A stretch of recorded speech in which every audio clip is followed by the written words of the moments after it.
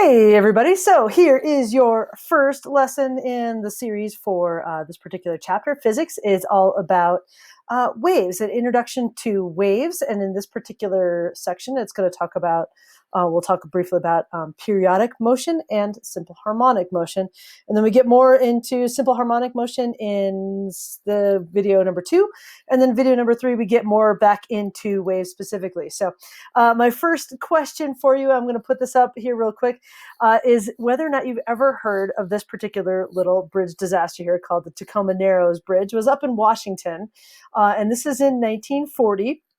I'm going to go click on this video kind of while we're talking right now. You're not going to be able to hear it, I'm fairly certain, just because of the way that this is working, because I can hear it in my headphones, which means you probably can't. But let me see if this works. I don't think you'll be able to hear it. And if so, I'm going to talk over it. As you can imagine, this is not exactly the best behavior for a bridge. Now, that is a car right out in the middle out there. It does not look very good. So there's the car and the dude.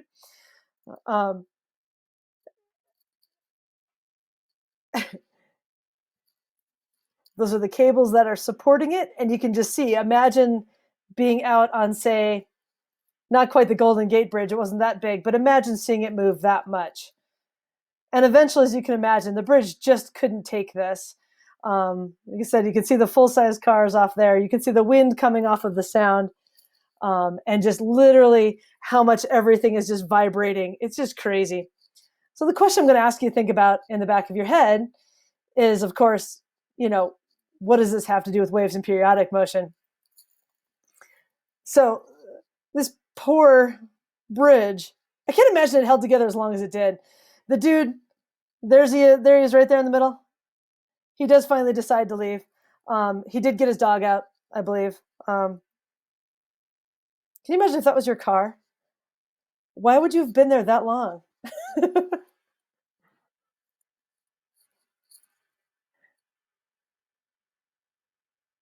And eventually, he saves himself by seconds. And it literally was only about a minute or two later that the bridge just sort of came apart. And here you go.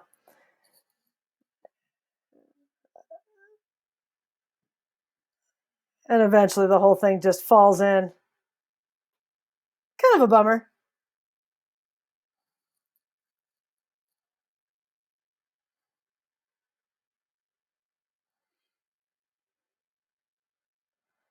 So there you go. That was the Tacoma Narrows Bridge. They have rebuilt it, by the way. And it's one of those things that they have come back to it, and it did come back together. They did, like I said, rebuild it, and haven't had that same issues with it yet. So the question is what the heck does that bridge and that bridge behaving like that have to do with waves and periodic motion? So we'll come back to that by the time we get to the end. If you get a chance, go Google it on YouTube.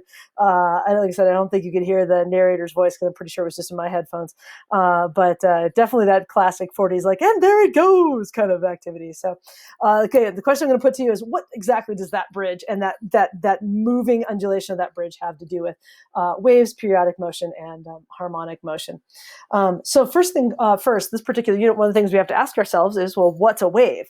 It's something that a lot of students kind of know what the idea of a wave is, and usually this is the picture in the middle here that everyone thinks of. They think of a water wave when they're coming up that. But there's lots of other things that come up as waves, and so the question is, well, what is a wave then if it's not just a water wave? Because there's all different kinds of things. Every picture that's on here is an example of it. So you've got different types of electromagnetic radiation in the top left, like light and X-rays and microwaves. Not the microwave itself, but the waves inside the microwave. We can talk about seismic waves. We can talk about wavelength. You've seen, like, if you've in math class, you've seen a sine graph and a cosine graph that look basically like a sine wave. You can talk about slinky waves if you want to, and this one up at the top is actually a picture of a type of a sound wave. So what exactly is it that makes something a wave? Well, in order to have a wave, what you want to be thinking about is that there had to be some sort of a disturbance. There had to be some sort of energy that was imparted somewhere, and that as that energy is then traveling through space, that energy is somehow being carried through space in a couple of different forms.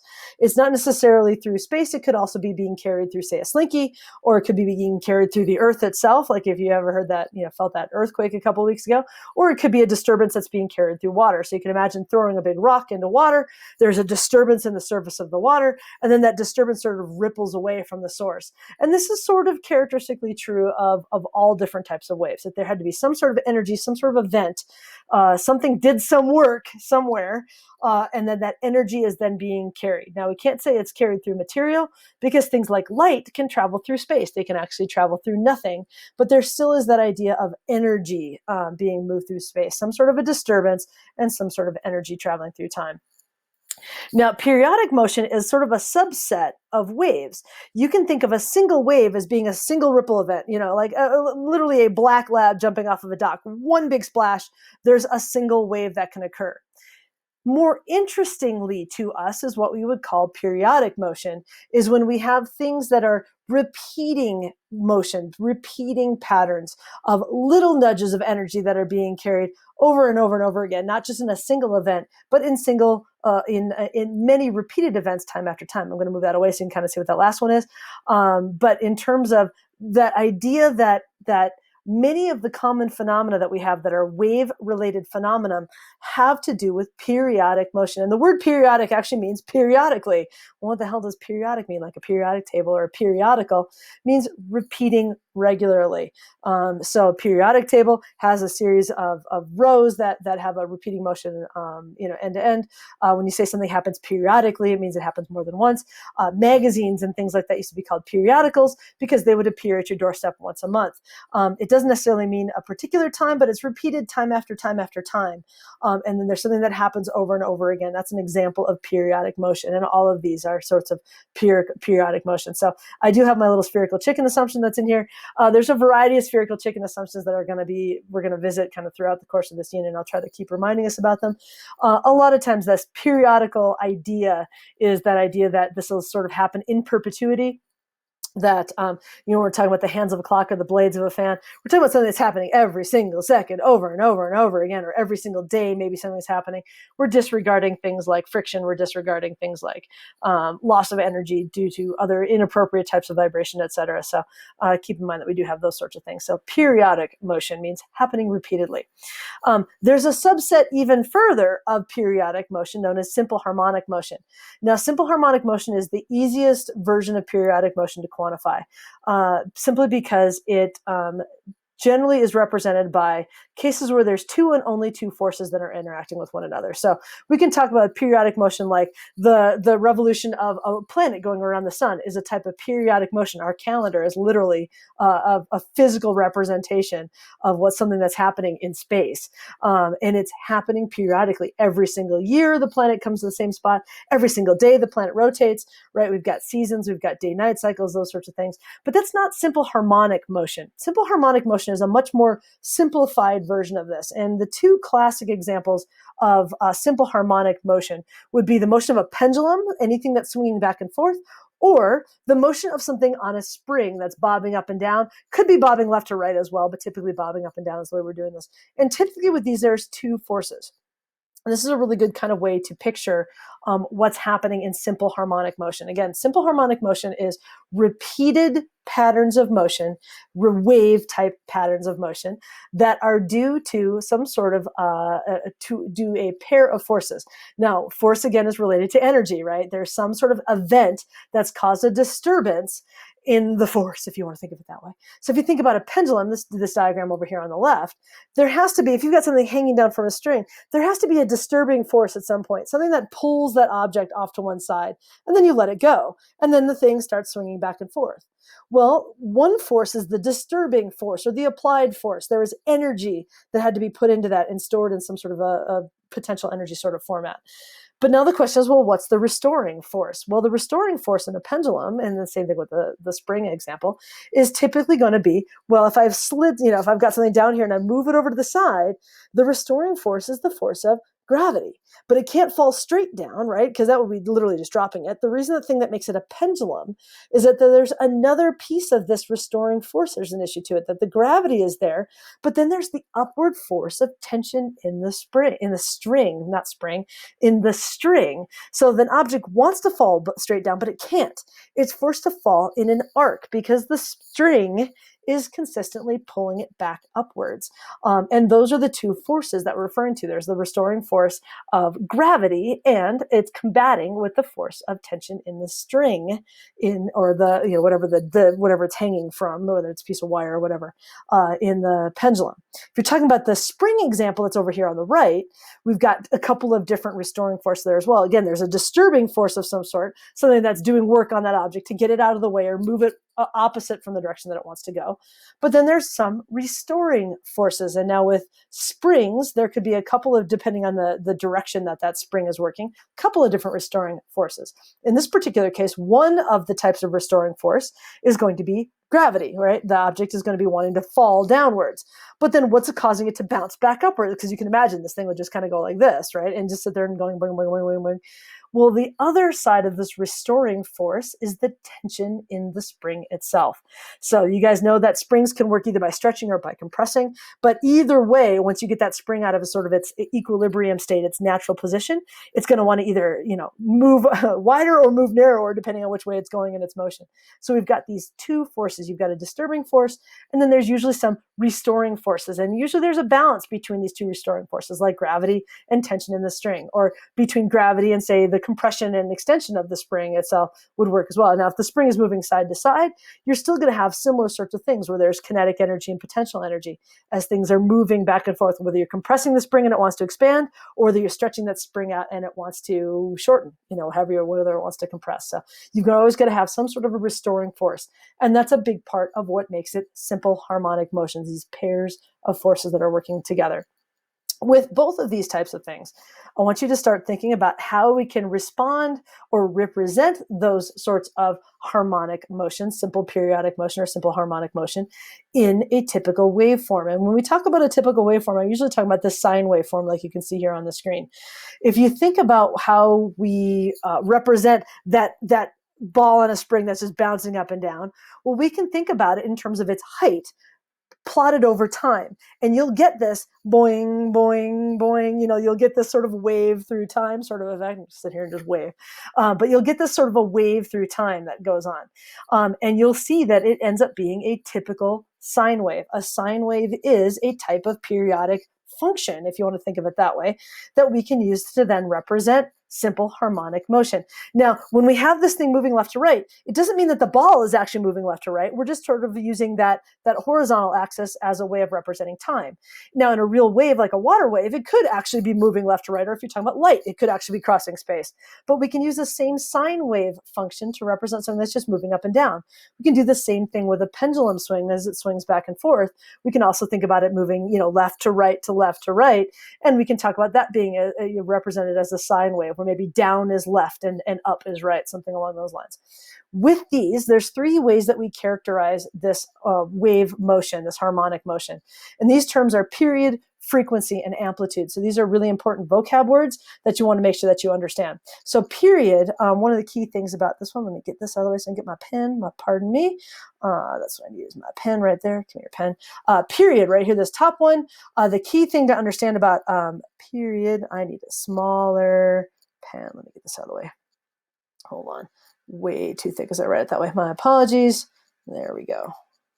That's what I'm looking for. You go away. Okay, gotcha. Period is simply related to the concept of time. That's literally what we're doing. It's going to be in the units of seconds. How long does it take for that bounce to happen? So period is literally just done with a stopwatch. If I pull a ball down and it goes boing, how long does it take to go from top to bottom and back to top again? If I'm talking about a pendulum swing, I'm talking about from right to left and back to right. It's the time for a full cycle. Frequency is not quite the same as time, although they're related to each other. This is the concept of how often is it happening? How frequently is it happening?